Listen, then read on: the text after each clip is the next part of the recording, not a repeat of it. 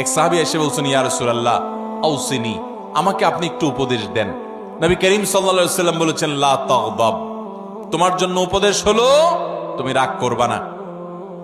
বলেন যে ইয়া রাসূলুল্লাহ এটা বুঝলাম, আরেকটা উপদেশ করেন। নবী করিম সাল্লাল্লাহু আলাইহি ওয়াসাল্লাম বলেছেন, দ্বিতীয় উপদেশও হলো রাগ করবা না। বলে ইয়া রাসূলুল্লাহ বুঝলাম, আরেকটা করেন।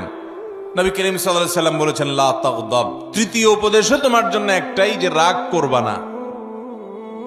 এরপর নবী করিম সাল্লাল্লাহু আলাইহি ওয়াসাল্লাম বলেছেন একবার, লা তাগদাব ওয়ালাকাল জান্নাহ, রাগ করবা না, জান্নাত তোমার হবে।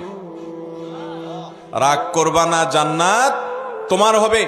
বদরাগী বদমেজাজি ভাইরা বোনেরা আমার, নিজেকে নিয়ন্ত্রণ করার চেষ্টা করব তো ইনশাআল্লাহ। মনে রাখবেন, রাগ আসলো আর ছেড়ে দিলেন যেখানে সেখানে, মাত্রা জ্ঞান রাখলেন না।